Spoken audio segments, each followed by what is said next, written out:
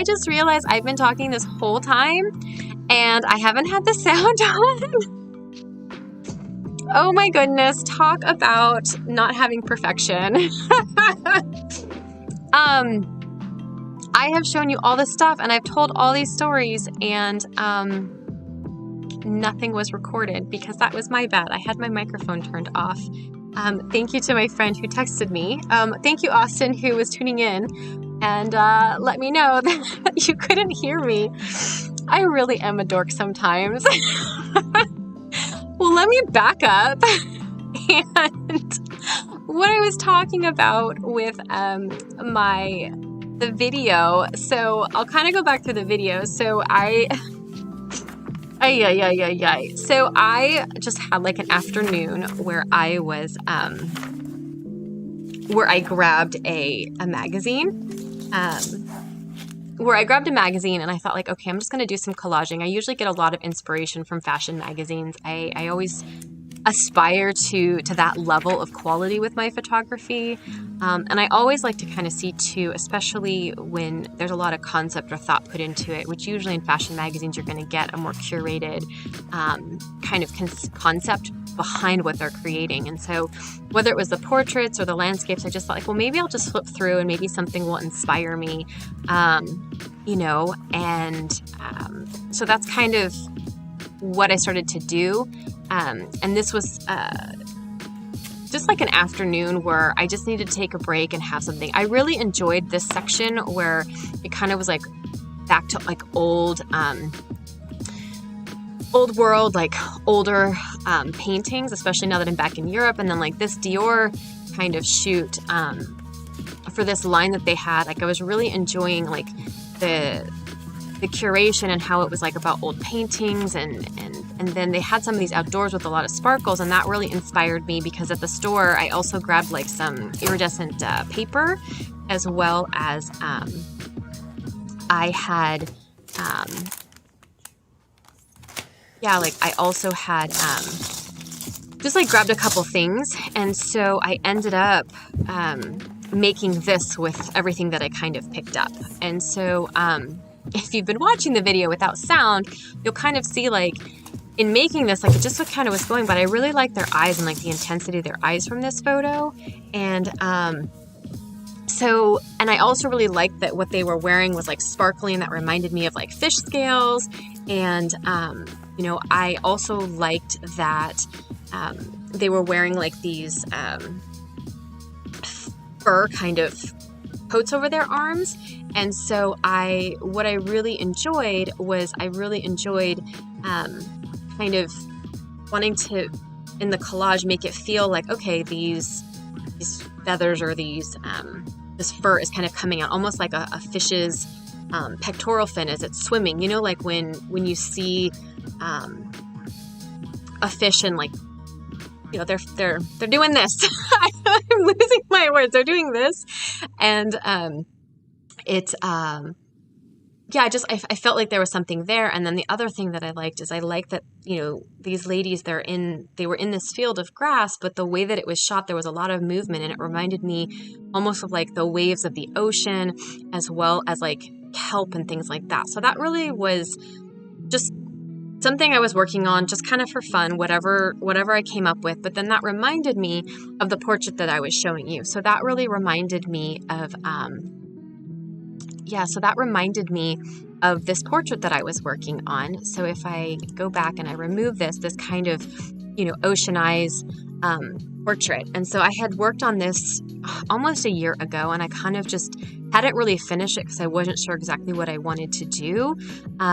But, now that I'm really kind of thinking about it, it kind of also talks about like the story of this trip that we did. So, where that image came from was, back to it, share it.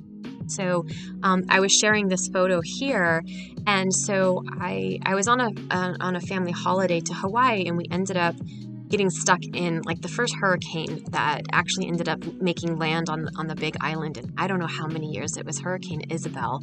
And, I just remember watching like the storm come in, and, we had this beautiful house that like had its own lagoon, and you can see that here. And, like you can see where the lagoon would be, that we were out and snorkeling, but like the water just kept rising. And I got this photograph, of this huge wave, and it's probably this like enormous wave. I don't even know how tall, like, how many meters or feet this is. And yeah, like this whole trip, it just like, there was this beautiful moment that was captured for me, even though, the storm kind of kept coming in and things just started to fill. Here, like the water level is rising, and you can kind of get a concept for like how rough it is. This is still like the water's coming up. The water's rising even more. We were anxiously like watching it come in, like, whoa, because now it's like fully covered. I mean, this used to be all like unearthed. You can see from that photo to this photo just how, like how much the water had risen. I mean, you can't even see those breakers anymore. And so, kind of like many times I'll go back and I'll think about a trip, and I'll think about, kind of what reflection I have or what I took away from that. And even in the storm, it passes, it comes and it goes. And then the day after, there was like this beautiful, just calmness to and sereneness to storm having passed. And I remember we went out exploring, and we ended up like, there was just so much destruction. There were all these trees down. The locals and the neighbors came out. They were using their bulldozers, and they were using their chainsaws to try to clear ways. Just everybody was working because we were out without power. But we ended up going and like finding this local beach, and you just like had all these locals. I mean, look how gorgeous that is. Like the sky cleared and it was just beautiful. You had all these locals out. They were fishing, they were picnicking as families. They were just enjoying like the calm and the beauty after the storm. I also shared this as one of my favorite photos of my husband, of like this tree down and just like the calmness. I printed this for us, and we have it up in our home. And so, yeah, like I like to kind of reflect on what trips are for me. And so I'd like to read something while this image is up. And I think maybe I'll share these side by side. And like I said, I'd like to read something that I just was kind of brain draining when I was working on this portrait. And I do that a lot. Like I'll work on a portrait, and many times like I'll take photos of myself not knowing how I'm going to use them. And then as I travel and I do things, I take photos of myself and I don't always know how I use them. But as it kind of sits subconsciously in the back of my mind, things kind of, I don't know, it's like sits there in a crock pot and the ideas happen. And so I just kind of was writing like, life is very fluid, just like storms, just like water. It's ever changing. It fills me up. And it also takes from me, I don't always see the storms coming, similar to my ideas, that sometimes they come in spurts. Sometimes I have dry spells. Sometimes it's just calm with no thoughts, and other times it's like a storm of ideas that come. I also kind of wrote out, like, what do you do in a storm? A literal storm, the peace after the storm. Things tend to become more clear after a storm. It's always an adventure. And so, I don't know, I feel like so thank you just for listening to those thoughts. And so I just feel like, the intensity of the eyes on this idea of this storm, I've been going through so much change, as we all kind of do in life. And I think for me, like as I'm working on this portrait, it's the idea of storms come. You never really know when they're going to come, but the strength that you have to get through them, and they always will pass, and there'll always be something on the other side. And I think just kind of like going with that flow and taking those lessons as they come, and taking those waves as they come. For me, taking the ideas as they come. And being also okay with the silence, and being okay sometimes with the storm, and not letting it ruffle me, but letting it kind of speak to me so I can grow from that. So I feel like that's really where this portrait is going. I kind of shared some of the sketches behind it of like, I wanted to kind of feel a little enclosed where the horizon of this wave was like right on my eyes. I was also sharing, that I kind of go back over here. So I was also sharing how I a lot of times will go to aquariums and I take a lot of my own stock photos. So, I'll use these as my stock photos and kind of get inspiration. I think jellyfish are very interesting.